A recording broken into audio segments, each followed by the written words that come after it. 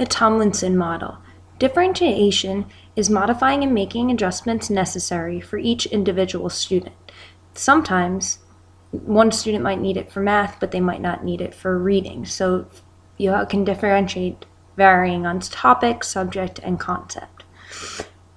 The way you know if you need to differentiate for a learner is according to surveys that they have taken, conversations that you've had with the student, and based on their pre-assessment scores. There are 3 different ways that you can differentiate for a student.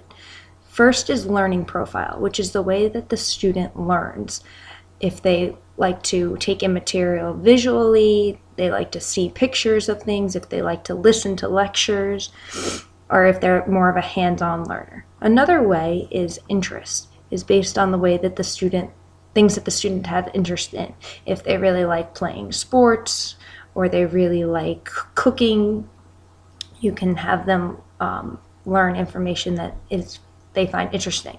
The last way is readiness. Readiness is how ready the student is to learn information, and you help scaffold them so that they can learn on their own.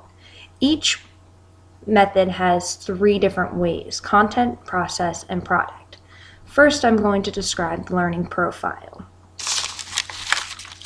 Learning profile, which is the way that the student learns or processes the information.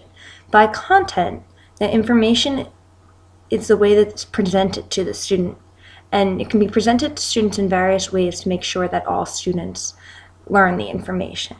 For example, a student who is visual will want to look at books, maps, or pictures. An auditory student may want to listen to a video or watch a clip or listen to some music to learn the information. A student who is hands-on wants to touch the artifacts and play with the artifacts to learn the information. Through process, or the way that the information is taught to this student, the instruction, is based on the type of learner. You can vary the way the information that you teach. If the student is auditory, you will want to lecture information. If they are a visual learner, you can model it. And if they're kinesthetic, you can use a hands-on approach.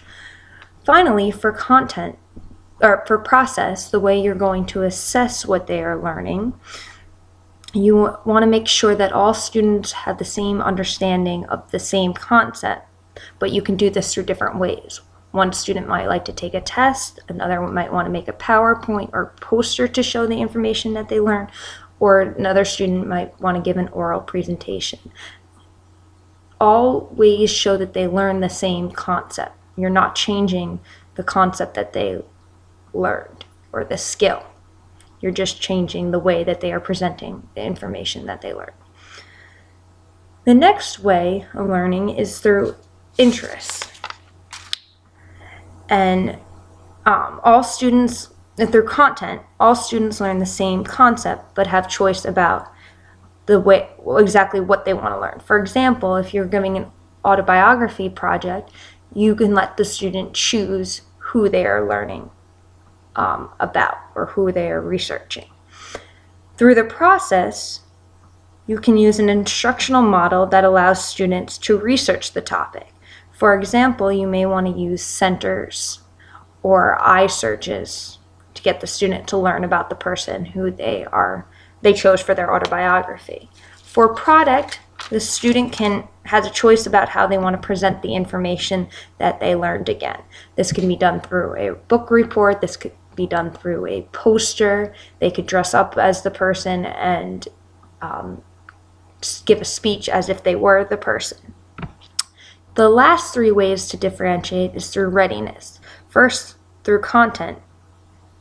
So you want to make sure that the student is ready to learn independently.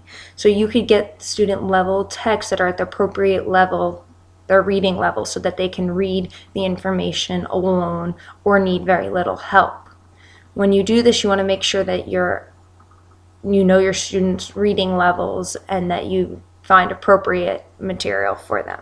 The process, you can have tiered assignments, you can have contracts, compacting, or cubing.